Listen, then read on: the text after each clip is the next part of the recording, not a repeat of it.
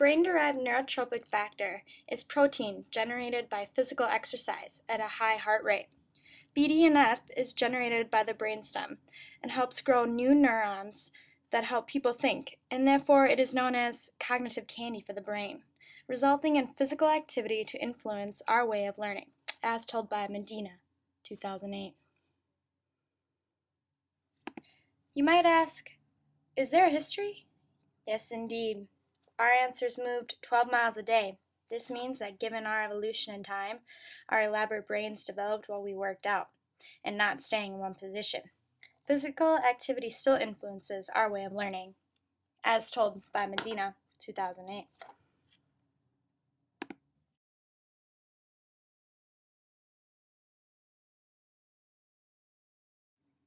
Studies also found that a great predictor of aging well is through maintaining an active lifestyle. Exercise can also help treat some brain disorders. Dementia, for example, can be cut in half if you exercise routinely. All is not lost if one is a couch potato, because it is possible for people to change their lifestyle. Removing oneself from laziness is the first step towards better learning. According to Medina, when you relate exercise to children, more active kids appear to have higher self-esteem, low depression levels, and anxiety. Getting students involved and active is a strong component for better learning. The key factor of the importance of BDNF and exercise is it's linked to the three neurotransmitters, dopamine, serotonin, and noradrenaline. Noradrenaline responds to stress situations and produces flight or fight reactions to stressful situations. Serotonin influences emotional state of mind, dealing with impulses and delayed gratification. Dopamine is responsible for pleasure and reward-driven learning. According to Sousa and Marielle M. Hardiman, dopamine is one of the dozens of neurochemicals that not only influences learning, but also can be activated by certain emotional influences and teaching strategies. It carries information across gaps known as synapses between branches called axons and dendrites of connecting neurons. The brain has filters that influence what information enters our networks as we see the effects of stress and other emotion.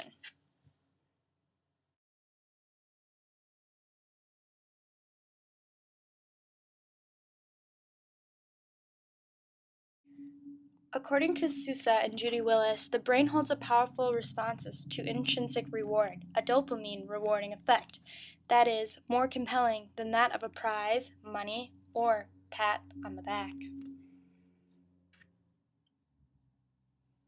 Additionally, both Sousa and Judy Willis claim that the RAS is the brain's first sensory intake filter that consists of a network of cells in the lower brainstem, through which all sensory input must pass if it is to be received via the higher brain.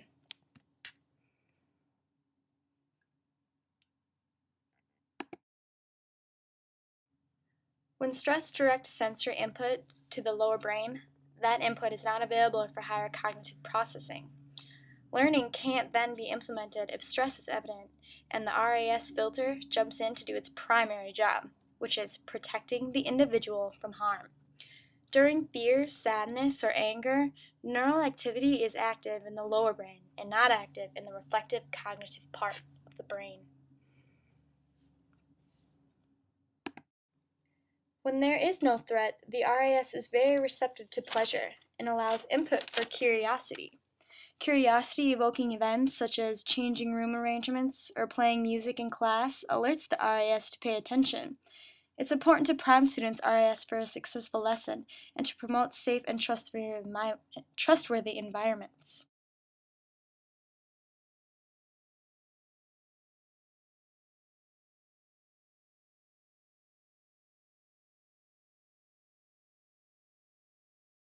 So how do we find a way to arouse and then hold somebody's attention for a long period of time? The first is through memory, because according to Medina, what we pay attention to is often influenced by memory.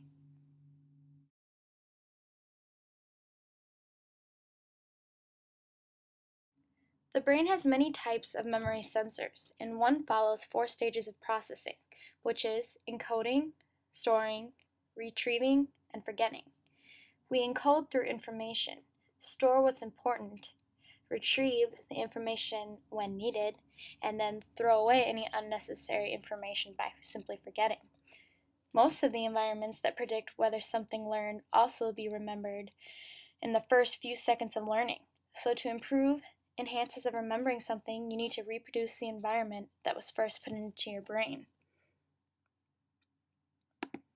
As told by Medina. Long-term memories are formed in two conversations between the hippocampus and the cortex. Our brain mixes new knowledge with past memories and stores them together as one.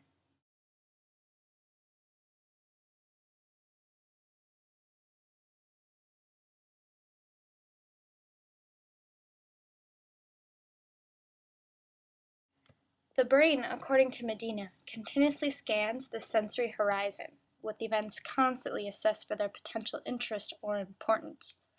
The unusual, unpredictable, or distinctive are all powerful ways to harness attention in the service of interest.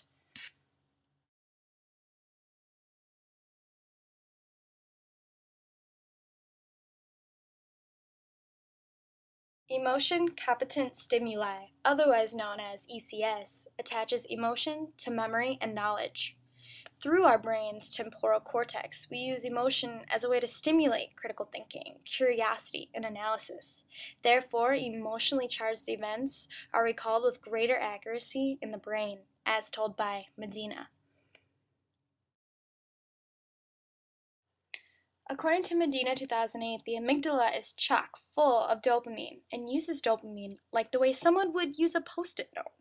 Once the brain detects an emotionally charged event, dopamine is released to the system. As a result, brain processing is like a post-it note saying, "Remember this."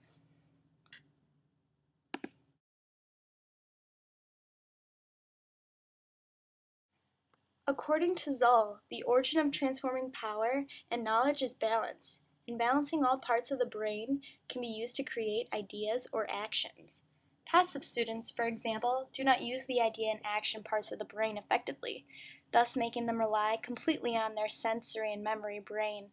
Therefore, the knowledge is acquired inadequately. Students must use both sides of the brain in order to learn in a way that becomes transformative. It is a balance between retrieving knowledge and using knowledge and emotion that ties everything together. Therefore, learning should be well proportioned between these three factors.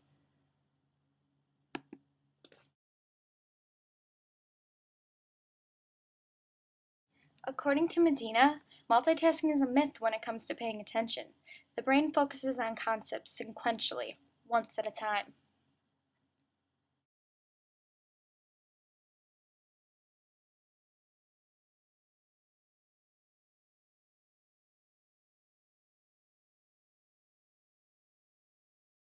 According to Sousa, educational neuroscience infuses three core subjects: psychology, pedagogy, and neuroscience. So, how exactly does science meet pedagogy? Well, Howard Gardner published his theory of multiple intelligences and proposed people can be smart in many different ways. According to Sousa, this caused educators to rethink their attention on the workings of the brain and asked whether the new information should be getting to classrooms. Sousa also points out that the brain can grow neurons through a process called neurogenesis, as well as the fact that the brain rewires itself through neuroplasticity. This is a continuous throughout our lifetime, according to Sousa and Willis. When education learns about how the brain works and then shares that knowledge with students, the empowerment for both enriches motivation, memory, and the joys of learning.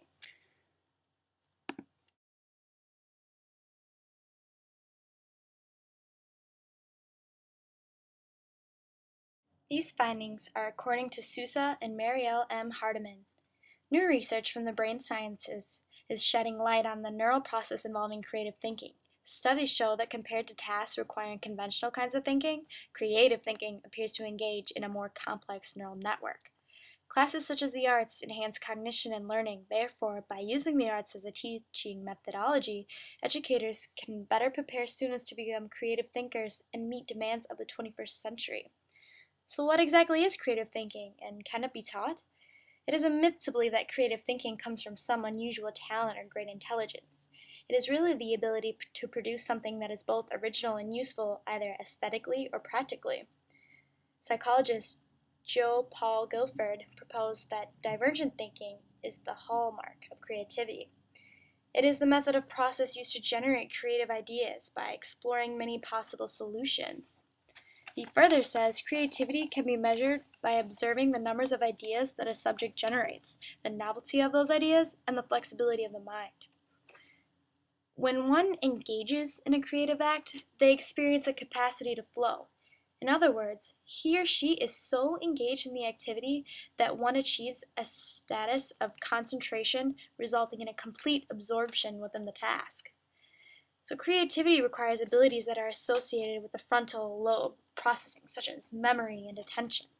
Therefore, activities associated with creative thinking produce differentiated patterns of activity across multiple regions of the brain. Through the arts, students learn specialized skills such as persistence to work on projects over a long period of time, making relevant connections of schoolwork to the outside world, and how to give a reflective self-evaluation to analyze, judge, and reward projects in life. The challenge for educators are to move beyond convergent thinking and find ways to kind of balance the two between convergent thinking and divergent thinking.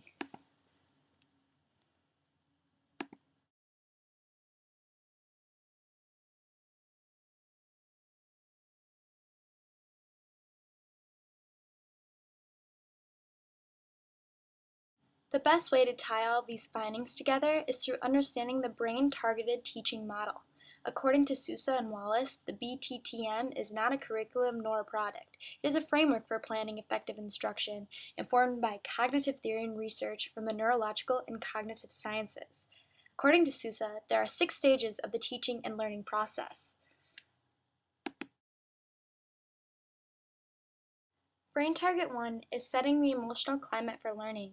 The infusion of the visual and performing arts is an effective way to tap into children's emotional response systems to enhance learning. Brain Target 2 is creating the physical learning environment. The brain's visual attending mechanism is strongly influenced by the novelty in the environment it's in. Brain Target 3 is designing the learning experience. The teacher should design the learning experience in a way that is compatible with the cognitive processes of holistic and visual thinking. He or she should focus on big picture concepts here. Brain Target 4 is teaching for mastery of skills, content, and concepts. The focus is on activities that will promote deep learning of content and skills. It promotes mastery of content through multiple art-based activities that stimulate long-term memory.